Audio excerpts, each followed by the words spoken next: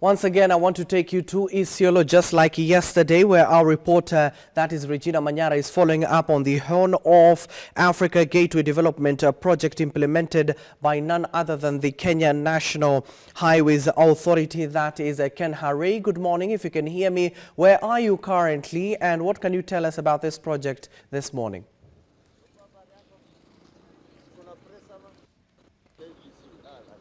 Good morning to you, Hashim. Yes, we are still in County 019. Yesterday, we started a site visit of the Isiolo Ndera route. As this is a particular road infrastructure project that has already been deemed a game changer, especially for the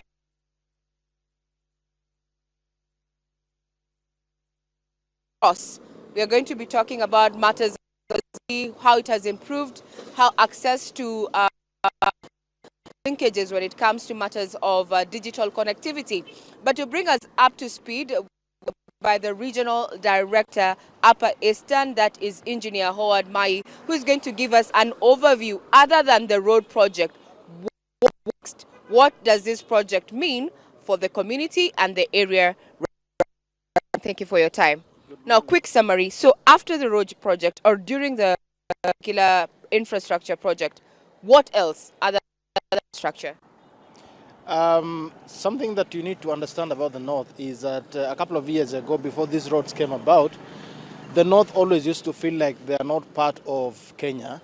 Sometimes someone could tell you that we are here, but when you go back to down Kenya, that used to be the impression about the North.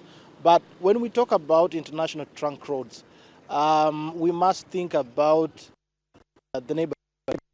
We must think about connecting only Kenya, but also our neighbors, that is Somalia, the eastern side, and also on the western side. These roads are going to not only open up, but also ensure that the country Kenya is able to bring countries, and that happens across borders is made possible. The North, who are passing vast lands, it's going to make it possible for people to connect to the challenges in the North are unique. Sometimes people are traveling to get to the nearest town, but because there is no road connectivity, because there is they have sometimes to detour for as long as 100, 150, 200 kilometers just to get to the next town. But with the being improved and the networks being going to make it possible for people to connect from town to town. It's going to make it possible for them to connect to their economic activities, being pastoralists, going to get to where they're going. So, in project, because the campsites where we were, like Lot 1 yesterday, is over to the community and also health facilities along this infrastructure project. How is this going to help alleviate the social economic development area, status of the people here?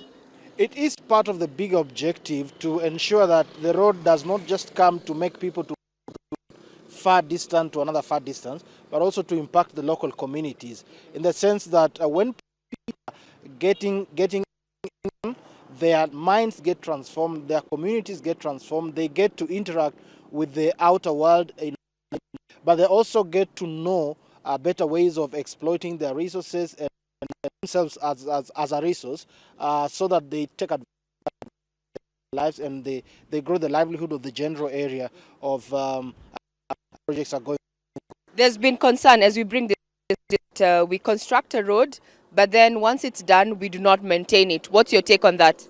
There is a robust plan to maintain the roads. In fact, some of the approaches of maintenance that we have adopted lately are including ways like performance-based maintenance contracts, is to ensure that the road will stay in a specific, will give a specific level of all through the life of the road, so that unlike what used to happen when we would wait for a pothole to happen and then start procuring for 6 months, by the time we get a contractor, we have 50 potholes.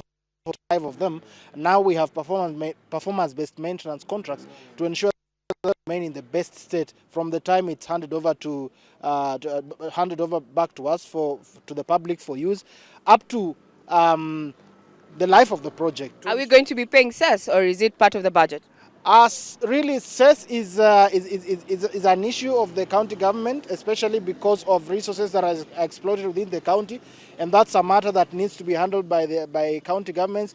But when it comes to the roads that are given out by the national government, I think what comes to people's mind is a question of tolling. That's again another bigger explode policy adjustments, and if there is any discussions about tolls, it has to be taken to the public discussion. People have to be engaged and people have to agree to it. We have to know what people are willing to spend through specific links before it is implemented. So on our current constitution, it has to go through procedures for it to be brought. Yes. Well, there you have it. Abdiaziz Hashim, than Engineer Howard Mai, who is head Upper Eastern with KeNHA. Remember, the National Authority is the implementing body for this particular project, Ethiopia as well as Somalia, deemed a game changer, not just for community, getting more interconnectivity. We are going to be doing counties and keeping tabs on what it means for you as a Kenyan, because as we say, it's a global village, and wherever the road is, we will development follows. Back to you, Abdiaziz.